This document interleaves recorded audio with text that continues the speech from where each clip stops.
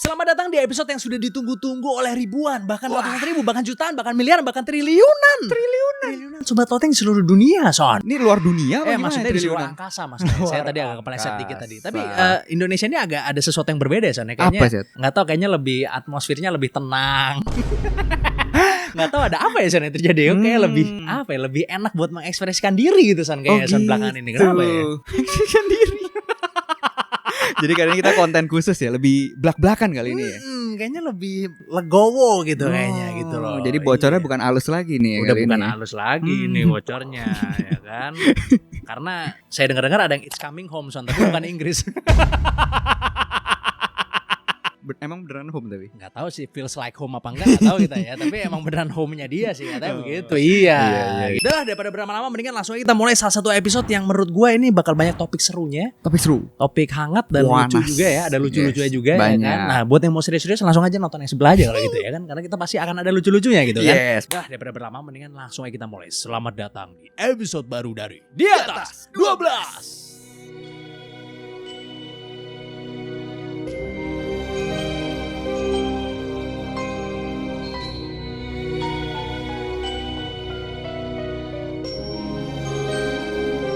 Lo tau gak sih kalau ada suku yang punya superpower, Son? Nah, kekuatannya apa sih? Jadi ini adalah cerita tentang suku Bajau atau yang dikenal juga sebagai Sinomads. Atau kalau bahasa Indonesianya itu adalah sekelompok orang yang berpindah-pindah tapi tinggalnya di atas laut, Son. Nomaden ya. Nah, karena biasa tinggal di laut, suku ini tuh memiliki genetik yang berbeda dari orang pada umumnya. Bisa jalan di atas air bukan? Enggak dong, bukan. Itu kan bawahnya kan kaca, udah di refill itu, Son. Bawahnya kan kaca, Son. Udah di refill ada. Pesulap kan yang ngomongin kan? Oh iya, pesulap. Suku Bajau ini memiliki limpa dengan ukuran yang jauh lebih besar daripada orang-orang pada umumnya. Karena limpanya lebih besar, maka darah mereka bisa mengangkut oksigen lebih banyak daripada mayoritas orang. Ditambah lagi, mereka ini emang hobi nyelam, Son. Karena mereka kan emang tinggalnya di laut kan. Iya. Nyari makanan dari dalam juga. Nah, sehingga terjadi adaptasi fisiologis di tubuh mereka yang membuat paru-paru dan otot perut jadi lebih mudah diatur. Dan diafragma mereka itu jadi lebih lentur, Son. Maka dari itu mereka bisa tahan di bawah air lebih lama daripada kita-kita, Son. Sampai saat ini rekor menyelam terlama itu masih dipegang oleh seorang freediver asal Kroasia yang bernama Budimir Sobat, Son. Jadi rekornya itu dia berhasil menyelam selama 24 menit 37,36 detik, Son. Gila. Tapi itu dengan catatan sebelum nyelam dia narik oksigen dari tabung oksigen dulu, Son. Jadi nafas yang ditarik itu pure oksigen dulu, Son. Dari tabung oksigen, abis itu baru dia nyelam. Dan yang uniknya lagi nih, Son, ya kan orang ini padahal namanya Sobat ya, tapi harusnya kan kalau orang yang suka sebat itu kan nggak bisa nyelam harusnya, Son. Ngap, Son, gitu loh. Ya jadi anggapannya kemungkinan kalau misalnya di kondisi yang sama, ya mungkin suku Bajau ini bisa nyaingin dia kali ya. Mungkin aja bisa jadi, kan? Bisa jadi. Udah sehari-hari soalnya. Udah sehari-hari soalnya dia nyari makan di laut, dia kerjaannya di laut gitu karena dia emang hidupnya di atas laut. Ini sukunya asalnya dari Filipina. Oh, Filipina.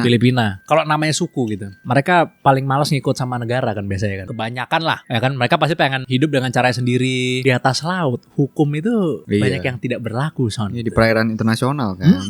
Makanya banyak kan kasino-kasino, iya kan, yang di atas kapal. Gak usah kasino, pabrik banyak. Ya ilegal lah, pabrik ilegal lah. Dan kadang laut itu punya kawasan yang pembagiannya itu nggak jelas gitu loh. Kayak di kawasan A misalnya, ini hukum siapa nih yang berlaku di sini, kan ada negara di sekelilingnya, misalnya ada banyak negara di sekelilingnya. Nah ini ikut hukum siapa nih kalau gue di tengah sini gitu kan. Takutnya pas nyampe ke perairan sini gitu tenggelamkan gitu kan. Wah, repot itu sih. Repot, begitu repot. Iya. Repot walaupun sudah nonaktif ya sekarang ya. Ternyata sudah ditenggelamkan ternyata. Jadi udah gak repot lagi ya. Jadi kadang kita kalau misalnya ngelihat kayak suku-suku itu kadang suka terkesima juga ya, saya. Misalnya dia punya keahlian apa, itu terjadi karena keadaan. Karena keadaan mereka hidupnya ibaratnya nggak senyaman kita lah gitu. Iya. Dan manusia kan emang punya kehebatan untuk berevolusi sesuai dengan ini kan, sesuai dengan tantangan gitu kan. Iya. Beradaptasi. Tapi kira-kira di atas laut itu ditagih IPL nggak sih kira-kira? Nah, harusnya sih tidak ya. L-nya aja saya ragu ada sih L-nya sih. L-nya laut. Listrik dong gimana? Listriknya aja dari mana itu? Saya nggak yakin ada listrik itu di situ tuh. Sih. Nah tadi kan lu bahas negara ya. Kali ini gue ada cerita sangat menarik, tapi tentang desa sih. Wow, seru nih Mas ini. Coba ceritain. Lo tau gak sih ada desa yang tiba-tiba hilang dalam satu malam sih? Loh. Kalau gue sih taunya ada yang suka ngomong deso tapi nggak hilang-hilang, Son, itu Son masalahnya, Son. Bukan ya? Bukan yang itu ya? Oh, ya, oke. Bukan. Ini hilang lenyap, Syat. Bener-bener lenyap bersama dengan 350 orang yang tinggal di desa itu. Kok bisa begitu sih? Jadi ceritanya ada sebuah desa bernama Legetang yang ada di kawasan Dieng, Jawa Tengah. By the way, ini sebenarnya dusun ya, bukan desa ya. Yang dulunya hasil panennya itu subur banget, Syat. Saking makmurnya, mereka itu setiap malam bisa judi, party-party, mabuk-mabukan, yang akhirnya berujungnya zina, Syat. Wah, makmur sekali berarti ya Son Makmur ya. sekali. Makmur dalam dosa tapi. Astagfirullah. Dan zinanya itu kadang gak wajar. Bisa sampai ke sesama jenis atau bahkan ke anak atau saudaranya. Wah, Nah, pada tanggal 17 April 1955 di jam 11 malam, waktu itu lagi hujan lebat banget, Syat. Tiba-tiba warga-warga di desa tetangga itu dengar suara dentuman yang sangat keras, Syat. Nah, paginya pas mereka cek, mereka ngeliat desa Legetang itu udah rata sama tanah, Syat. rumah-rumahnya nggak ada gitu. Udah rata tanah. Karena ada gunung yang namanya Gunung Pengamun-amun, Syat. Yang puncaknya itu longsor dan ngubur 350 orang yang ada di desa itu bersama dengan rumah-rumahnya semua. Oh, berarti kena bencana dong kalau gitu ya, kena musibah ya. Anehnya itu, mereka itu sebenarnya udah jaga-jaga, Syat. Udah antisipasi kalau tiba-tiba suatu saat longsor, mereka itu udah bikin kayak parit gitu. Biar longsorannya masuk ke dalam Biar parit itu. longsornya masuk ke, jadi pas di kaki gunungnya. Tapi longsornya itu nggak ada yang masuk ke paritnya, Syat. Oh gitu ya, malah dilompatin paritnya gimana? Jadi seakan-akan longsorannya itu langsung ngelompatin ke desa Legetang itu. Padahal jaraknya itu sekitar ratusan meter, Syat. Dari parit ke desanya? Dari gunungnya ke desanya. Oh, dari gunungnya ke desanya? Paritnya kan ada di kaki gunung. Nah, makanya para warga-warga sekitar Dieng ini menamai peristiwa ini sebagai tanah terbang, Syat. Tanah terbang namanya. Tanah terbang. Soalnya karena dari gunung itu runtuhannya langsung Kesannya kesannya kayak blar gitu ya ke desanya gitu ya. Bener. Akhirnya banyak orang yang mengaitkan bencana ini dengan unsur-unsur mistis. Ya kan, ada yang bawa-bawa azab lah, terus ngait-ngaitin sama kerajaan Sodom lah. Soalnya walaupun secara umum itu dianggap sebagai bencana alam, beberapa orang berpendapat bahwa penebangan hutan dan pengembangan infrastruktur itu yang bikin tanahnya itu jadi kondisinya memburuk. Sebenarnya sih ada 2 warga itu yang selamat, Cet. Tapi waktu itu dia kondisinya itu lagi di luar dusunnya itu. Jadi lagi ada di luar gitu. Oh, terus Nggak ada di dusun itu. di interview orang ya? Informasi mengenai korban selamat ini sangat susah sih ditemuin. Yang selamat ini? Yang selamat ini. Terus sebagai penghormatan tentang bencana ini, akhirnya dibangun sebuah monumen, Cet. Jadi kayak tugu, itu tingginya 10 meter untuk memperingati bencana ini dan korban-korbannya. Oh, berarti itu secara nggak langsung bukti ya bahwa di situ emang beneran pernah ada desa gitu ya? Yes. Sekarang sih ya ujungnya banyak dipakai buat pertanian juga akhirnya kan di sana itu. Nah sampai petani-petaninya itu bilang kalau pas lagi mereka bercocok tanam itu kadang suka nemu kayak tulang-tulang, Cet. Sama gitu ya? panci-panci gitu. Oh, ngeri banget sih. Jadi bisa dibilang desa yang hilang itu karena memang benar-benar ketimpa tanah lah dari atas ibaratnya, dan keadaan di situ ya seperti tidak ada kehidupan di situ maksudnya ya. Iya, kena longsornya dar. Jadi benar-benar kalau kita datang situ kayak nggak ada kehidupan rasanya gitu ya. Iya. Ya memang udah tanah aja gitu ya. Makanya sekarang ditambahin tugu itu buat penanda bahwa memang dulu ada desa di dulu sini ada gitu dusun di situ dan ditulis juga jumlah korbannya apa segala macam. Oh iya. Gitu. Wah gila juga. Ya sekitarnya tetap jadi lahan pertanian aja gitu. Tapi gue dengar-dengar itu banyak orang yang menelusuri situ, Son. Gue dengar-dengar banyak yang menelusuri datang langsung ke situ misalnya buat ngeliat gitu ya. Dan itu aksesnya susah loh buat datang ke sana loh. Susah. Gue lihat sempat aksesnya itu kayak ya awalnya jalan rata, ntar lama-lama jalan batu-batuan, terus sama satu jalur, terus cuma bisa pakai motor, nggak bisa mobil nggak bisa lewat. Iya. Mungkin harus melewati hutan-hutan gitu dulu kali ya. Terus perkebunan warga apa segala macem. Iya. Sekarang kan jadi lahan pertanian ya. Maksudnya yang bercocok tanam itu berani loh ya. Berani kan udah biasa. Iya sih. Dan desa-desa atau kota-kota yang lenyap itu bukan cuma satu ini doang, masih banyak lagi. Banyak lagi ya. Gue pernah dengar ini sih Desa Kemuning ada. Desa Kemuning. Coba kalian komen nih kira-kira mau kita bahas nggak itu kota-kota hilang atau desa-desa yang hilang desa-desa gitu ya? di Indonesia gitu yang hilang gitu ya. Itu ternyata ada banyak juga. Jadi di luar negeri. Nah, jadi kalau kalian setuju tulis saya di komen ya. Terus di komen. Nanti kita bahas. Ada orang yang ngide main minum obat sembarangan aja sampai-sampai badannya jadi biru kayak Smurf. Buset. Semua bermula di tahun 1993 ketika seorang lelaki bernama Paul Carason itu melihat sebuah iklan di majalah yang mengiklankan tentang colloidal silver generator, Son. Apa tuh? Colloidal silver generator itu adalah sebuah alat yang bisa menghasilkan air yang mengandung perak dalam partikel kecil yang disebut sebagai colloidal silver. Cairan ini biasanya dipakai untuk meningkatkan sistem imun atau menyembuhkan infeksi. Walau sebenarnya belum ada bukti saintifiknya sih sampai sekarang. Jadi iklannya itu ngasih lihat seikat bunga daisy yang kering. Yang kemudian dicelupin ke cairan colloidal silver ini. Terus pas diangkat lagi, bunga daisy-nya jadi kayak baru lagi, Son. Wih. Kemudian si Paul ini mikir kan, kalau misalnya bunga daisy aja bisa dibikin jadi sehat lagi, kenapa kita tidak? Wow. Masa saya nggak bisa? Sebenarnya bukan minum silver sih, tapi minum colloidal silver itu. Jadi cairan itu kalau dimasukin air, dimasukin ke dalam situ, itu akan berubah menjadi cairan yang namanya colloidal silver nantinya. Jadi ceritanya waktu itu tuh dia lagi kena penyakit asam lambung, Son. Karena dia itu bekerja sebagai barista di suasana kopi. Oh, nggak ada bercanda. Pokoknya dia kena asam lambung. Akhirnya si Paul mutusin buat minum colloidal silver ini. Dan dia minum banyak, Son. Bukan setetes 2 tetes. Setelah 3 hari ternyata sakit asam lambungnya hilang, Son. Hilang. Si Paul kemudian langsung mikir, luar biasa ini obat. Sepertinya ini adalah mukjizat. Jadi pas dia sakit dermatitis, dia pakai cairan ini lagi, Son. Dengan cara menggosok-gosokkannya ke kulit. Tapi anehnya, 3 bulan kemudian kulitnya perlahan-lahan berubah menjadi warna biru. Saking pelannya perubahan warna kulitnya, si Paul sendiri ini sampai nggak sadar, Son, kalau kulitnya itu udah jadi warna biru. Jadi dia benar-benar pelan-pelan berubahnya gitu loh, nggak langsung jadi biru gitu loh. Sampai akhirnya pas temennya datang untuk bertamu, temennya kaget ngeliat dia. Lu makan apaan ini bisa jadi kayak gini? Disitulah Paul baru sadar kalau dirinya itu sudah menjadi biru seperti bendera Demokrat. Tapi si Paul ini gak peduli, Son. Dia tetap aja minum terus gitu. Sampai di akhir hayatnya, di mana dia terkena serangan jantung, dia masih minum ini terus, Son. Ya tapi pada akhirnya gak adanya karena jantung sih. Karena jantung. Gak ada jantung. hubungannya ya berarti ya. Gak tahu sih ada hubungan secara langsung atau tidak. Tapi kan pasti organ di dalamnya rusak juga sih. Pasti. Iya sih. Pasti bisa jadi kan komorbid kan, bisa jadi juga kan. Kalau colloidal silver generator ini itu dulu sempat terkenal emang. Makanya kan tadi ada iklannya di majalah gitu kan. Maksudnya ini bisa meningkatkan imun tubuh gitu kan. Tapi ya nggak ada bukti saintifiknya gitu loh sebenarnya gitu loh guys ya kan. Tapi ya kan nggak semua barang yang laku tuh ada bukti saintifiknya kan. Contohnya kayak power balance misalnya ya kan. Oh iya benar. Iya nggak ada bukti saintifiknya itu. Contohnya deh jasa ganti nama gitu, Son. Misalnya nama kita yang dulu bikin kita sakit-sakit gitu kan. Oh iya. Ganti nama ya kan. Kan nggak ada bukti saintifiknya, Son. Iya. Tapi laku ya. Iya coba. Lo kan bikinnya di ini. Ya apa tuh? Gimana tuh? Di lembaga pemerintahan.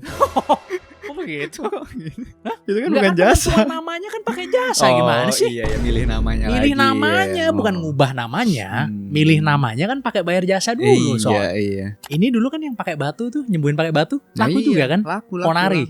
Nah, laku. Itu bayar emang. Bayar deh tapi murah kalau nggak salah deh. Oh gitu. Ya bayar tapi murah. Karena mungkin ini juga kali ada yang namanya sugesti juga kan.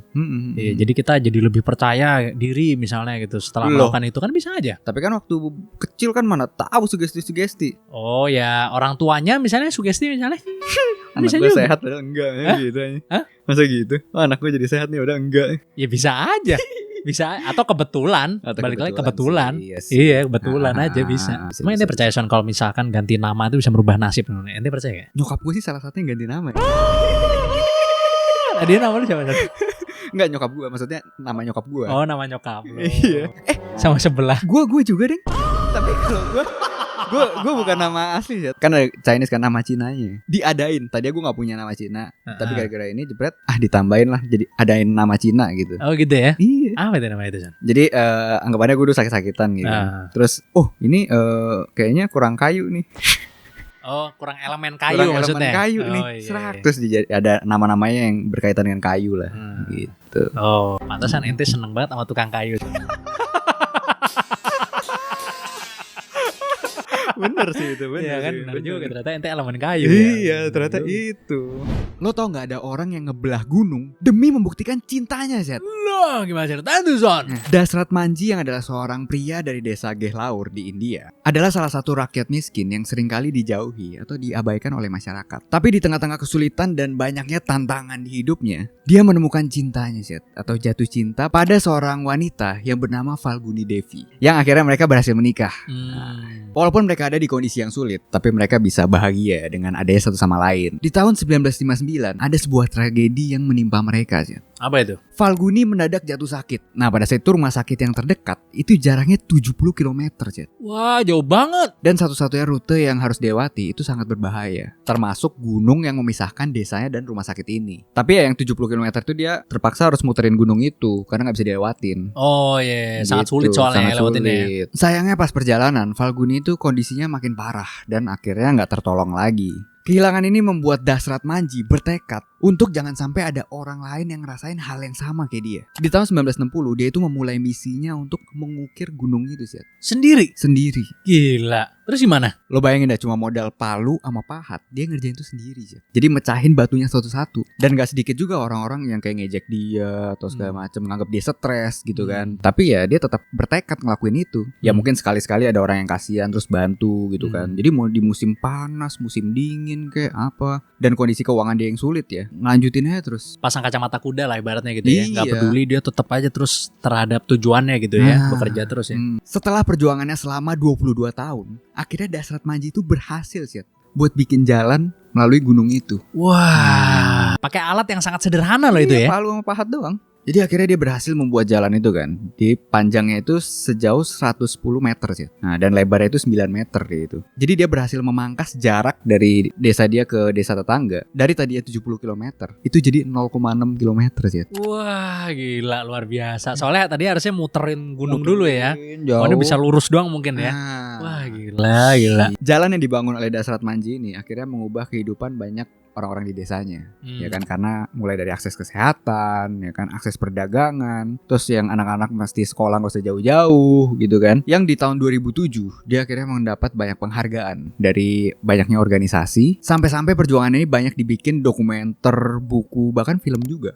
Oh gitu ya, ada filmnya ya? Ada filmnya juga. Oh. Sampai saat ini dia bukan hanya dijuluki sebagai sang manusia gunung, tapi sebagai simbol kalau kekuatan cinta itu bisa mengatasi rintangan terberat sekalipun. Ya emang manusia kelebihannya dibandingin robot, AI gitu-gitu ya salah satunya cinta. Iya. Salah satunya. Jadi bisa melakukan hal yang mungkin impossible. Kalau dia cinta, dia hajar aja terus ternyata bisa gitu loh. Kan? Tapi sayangnya tadi kan penghargaan tuh 2007 kan. Tapi telat sih. Pas 2007 itu pas dia di akhir hayatnya. Ya jadi dia meninggoynya itu di tahun 2007 itu. Ya mungkin setelah dia meninggoy baru dikasih penghargaan itu kali. Oh, padahal sebenarnya kan itu harusnya tugas pemerintah sebenarnya kan. Harusnya jadi. itu tugas, bukan bisa jadi, pasti itu tugas pemerintah harusnya, tapi dia yang mengerjakan gitu ya. Karena itu mungkin terlalu jauh ya. Bukan tengah-tengah kota atau apa. Pasti wilayah yang terpelosok, pedalaman. Kayak gitu banyak kejadian sih, Ya kan? orang kita sendiri yang ngurus gitu tuh banyak tuh. Padahal sebenarnya tugas pemerintah itu harusnya. Mungkin pemerintah juga mikir kan, oh ini daerahnya jauh di ujung berung kan, terus mesti ngirim alat-alat berat ke sana buat ngancurin gunungnya, ya kan? Hasilnya buat desa yang kecil lagi, nggak worth it. Ya bukan masalah worth it lah, orang menjadi pemimpin itu bukan soal worth it atau enggak dong, gimana sih? Ya untuk kemanusiaan lah, ya kan, biar kata dia jumlahnya nggak banyak ya kalau bisa kita tolong kenapa tidak gitu loh. Itu dia baru namanya pemerintah yang bener Son gitu loh. Harus menunggu pemerintah terus ya sulit juga emang kadang-kadang. Jadi kita ya jangan terlalu berharap lah, ya kan? Berharapnya kemana sih? Pengusaha? Ke diri sendiri. Oh gitu. Diri sendiri harus ke diri sendiri. Kira nunggu ada yang nambang di situ sih, enggak? Oh jangan kalau itulah. Oh bukan. Itu berharap untuk dihentikan itu. Ya pokoknya intinya ya kita jangan menunggu pemerintah, tapi kita tetap harus mengkritisi kalau pemerintah itu nggak benar gitu loh, ya kan? Harus tetap mengkritisi tapi jangan menunggu. Terus lah maksudnya bilang wah saya nggak bisa bikin uang karena pemerintah misalnya. Ya Anda kan punya free will gitu, Anda bisa jalan sendiri sebenarnya gitu loh ya kan. Kisah ini nggak bermodal loh, cuma modal tekad kan. Nah, sama palu sama pahat doang. Iya, untuk mencapai tujuannya ya kan. Iya benar. Jadi ya memang kita harus tetap mengkritisi, tapi ya udah kita jangan terlalu nungguin pemerintah lah. Iya, ada jalannya, tetap sabar ya. Mungkin kalian suksesnya mungkin kayak dia 22 tahun lagi gitu kan. Nggak menutupi kemungkinan. Nah, atau ya kayak dia juga baru dihargai setelah amit-amit. Ya. Lu udah denger belum cerita tentang negara yang paling susah buat dikuasain, Son? Di mana sih? Saking susahnya negara ini buat dikuasain, negara ini tuh sampai dapat julukan Graveyard of Empire, Son. Yang pasti bukan Raja Jawa kan? Oh, bukan dong. Kalau itu bisa menguasai semuanya, Son. Pasti, Son. Sampai tanggal Jadi julukan ini tuh datang karena saking banyaknya kerajaan yang gak kuat gitu buat memaintain kontrol di negara ini. Negara yang gue omongin ini adalah Afghanistan, Son. Oke. Jadi Afghanistan ini sudah menjadi incaran dari para penguasa sejak zaman dulu karena lokasinya yang strategis. Jadi dia tuh letaknya pas di tengah-tengah benua Asia, Son. Dan dia itu juga dilewati oleh rute perdagangan besar. Salah satunya perdagangan Silk Road. Apa tuh? Jadi itu adalah rute perdagangan yang menyatukan antara Eurasia dan Afrika Utara, Son. Udah gitu Afghanistan ini juga punya sumber daya alam yang luar biasa. Contohnya? Kayak tembaga misalnya, baja, litium, dan masih banyak lagi, Son. Beberapa penguasa yang sudah mencoba menguasai Afghanistan ini antara lain adalah Alexander the Great. Oh, jauh di bener. abad 4 before Common Era. Terus ada Genghis Khan di abad 13 sampai ke 14. Terus ada yang paling lama nih, kerajaan Mughal Empire di abad 16 sampai 18. Terus ada kerajaan Inggris di abad 19 sampai 20, Uni Soviet dari tahun 1979 sampai 1989, Amerika dari tahun 2001 sampai 2021. Kalau ini pasti pernah denger dong. Jadi sebetulnya banyak banget kerajaan atau penguasa yang nyoba buat nguasain Afghanistan ini. Ada beberapa yang berhasil, tapi mereka nggak pernah benar-benar bisa menguasai Afghanistan. Jadi nguasainnya mungkin nggak begitu sulit, tapi bertahan untuk tetap bisa mengontrolnya itu yang sulit. Oke. Jadi kayak Genghis Khan itu contohnya dia tuh berhasil buat nguasain Afghanistan pada saat itu. Bahkan sampai menghancurkan Afghanistan. Tapi terpaksa harus ditinggal juga ujung-ujungnya gitu loh. Karena emang sulit sekali untuk memaintain kontrol di Afghanistan. Kenapa ya kira-kira? Jadi gini, yang pertama di Afghanistan itu ada area pegunungan yang namanya Hindu Kush. Kan wilayah pegunungan itu sulit ya untuk dimasuki militer gitu. Dan di area pegunungan itu banyak celah-celah yang membuat pasukan gerilya itu lebih mudah untuk bersembunyi, Son. Susah buat diawasin ya. Nah, jadi ada pasukan-pasukan pemberontak dari Afghanistan juga yang gak setuju negaranya dikuasai gitu loh. Nah, mereka itu lebih mudah untuk bersembunyi di kawasan pegunungan gitu loh. Terus habis itu di situ juga banyak suku-suku gitu, Son. Jadi warga lokal itu kebanyakan lebih menghormati ketua suku daripada pemerintahan gitu. Jadi kalau emang mau nundukin Afghanistan, itu harus menundukkan semua kepala suku yang ada di situ, Son. Baru rakyatnya yang ikut gitu loh. Padahal pasti banyak banget kan itu kan. Banyak, sukunya di situ ada banyak. Sehingga campaign untuk menguasai Afghanistan ini terlalu mahal dan sulit gitu, Son, untuk dilanjutkan terus-menerus oleh para penguasa. Jadi semua kerajaan yang menginvasi Afghanistan ini antara terpaksa mundur karena kalah atau cabut tanpa berhasil mencapai ambisi mereka sepenuhnya.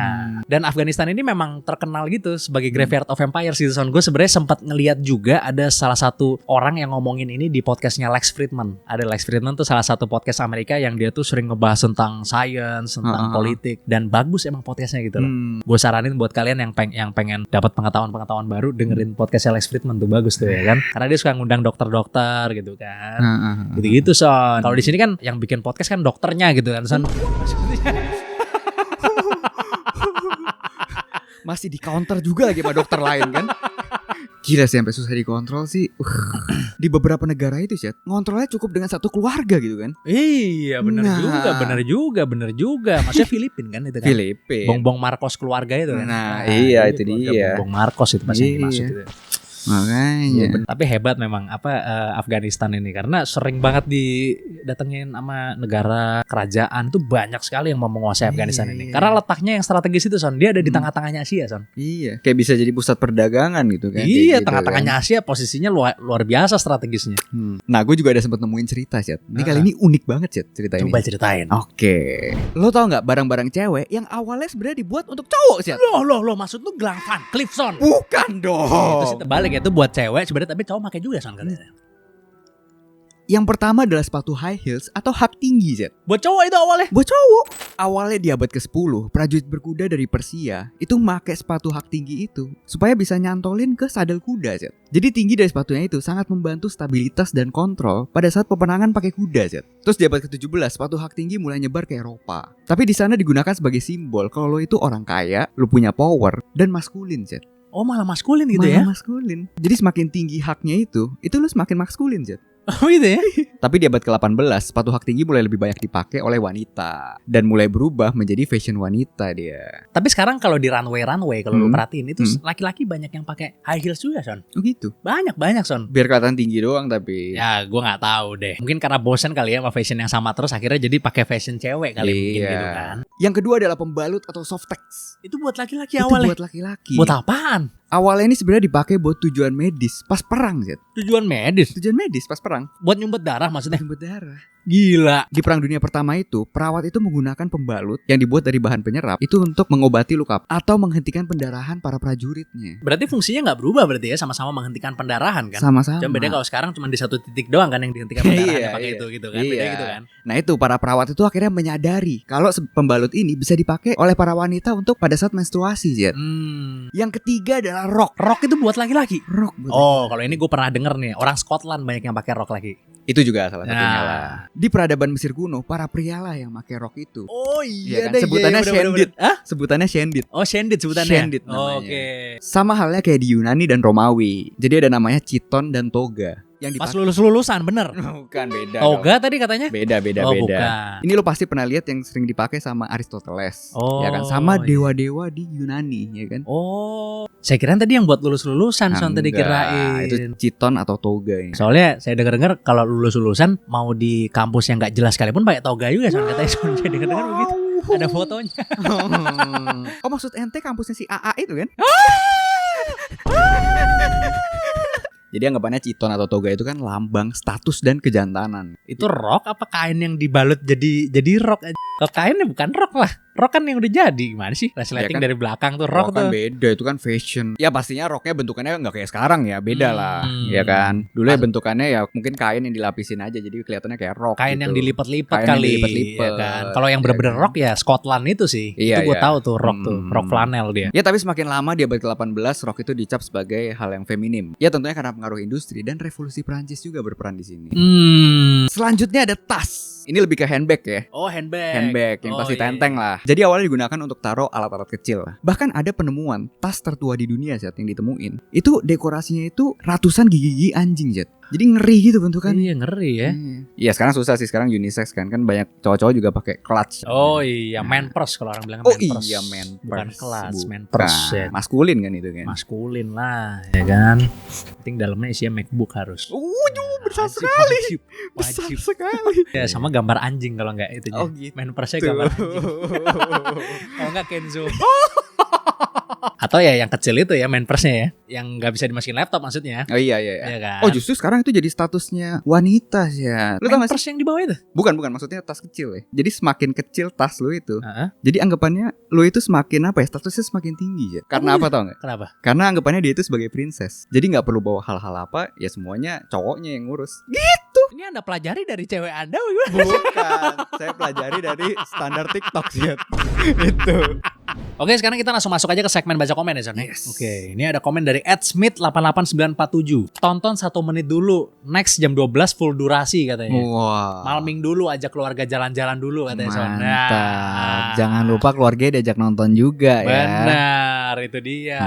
Jadi banyak orang yang nonton kita tuh di atas jam 12 Son. Jadi setelah misalnya udah jam 12 lewat baru dia nonton kita. Nah, Gak apa-apa juga ya Son. nggak ya? apa-apa, nggak Gak apa-apa. apa-apa juga ya. Carilah waktu yang paling enak ya buat nikmatin ya. Biar Yes. berasa kalian lagi ada di sini gitu ya kan. Nah. Karena kita cerita-cerita ini juga sambil, kalau saya sih sambil memikirkan ada Anda di depan sini. Kalau Anda gimana Son? Ini? Sama. Oh sama gitu juga ya. Sama. Sambil memikirkan kayak ada penonton tuh di sini gitu ya Son. Ya? Gitu, ya benar. Iya. Jadi lebih berasa dapet lah nongkrongnya gitu kan. Jadi nggak asik sendiri ya. Nah, itu dia. Gitu. Walaupun kadang kita asik sendiri juga Son, harus diakui itu Son. Harus diakui kadang kita asik sendiri juga. Iya, Tapi yang iya. penting itu keluarga itu tetap harus diajak jalan juga ya sekali ya Son ya. Harus. Harus diajak ke jalan dan jangan dilupakan gitu ya Jangan Son ya. dilupakan, Benar. terpenting itu. Itu bagus Smith. Komen selanjutnya dari @ubu_l4d. Lihat di short ada Kim Jong Un, ditonton nggak ada. Haduh katanya. Aduh. Ini emang terkadang kita itu ada bikin konten khusus untuk video pendek ya, untuk short ya. Yes. Karena antara materinya yang terlalu sadis atau berbahaya buat dimasukin di YouTube atau dimanapun itu, jadi kita bikin terpisah dari video panjang ini. Dan mungkin orang kadang suka bingung juga ya, maksudnya misalnya kita bikin short terus habis itu diklik videonya lain sama yang di short gitu ya. Nah, Kan kadang kita suka kadang, begitu kadang, walaupun kadang. jarang sebenarnya. jarang. Sekali. Adalah hal biasa ya sebenarnya di YouTube ya Son, ya, untuk kayak gitu Iya, ya. iya. Apalagi kalau kita cuma sekali-kali doang misalnya kan. Atau kadang materinya kita itu, wah ini harus segera dikeluarkan nih. Nah, itu makanya kita pisahin dari video panjangnya gitu. Mungkin ini adalah komen ini maksudnya kita minta kita untuk membahas Kim Jong Un lebih lanjut di video panjang Son. Mungkin maksud komen ini tuh begitu. Ya kan? Nah, kalau kalian setuju ini mereka pada setuju aja, ya kan? Karena ini pasti akan sangat merugikan kita. Karena sudah pasti kita tidak dibayar Son. Iya, sudah Kalau pasti bikin konten ini. itu wassalam itu. sudah Nah, pasti jadi itu. kalau kalian memang mau, tulis di komen yang banyak. Kalau misalnya ternyata banyak yang tertarik, mungkin kita akan mempertimbangkan untuk membahas ini ya Son. Yes, mungkin ada tambahan link Saweria di situ ya mungkin. Oke deh kalau gitu terima kasih banyak buat kalian semua yang udah nonton. Jangan lupa komen kalau kalian nonton sampai akhir ya, karena itu adalah the highest respect for us. Yes, jangan lupa selalu like, komen, dan subscribe video-video kita. Yes, sampai jumpa di episode selanjutnya dari Di Atas 12.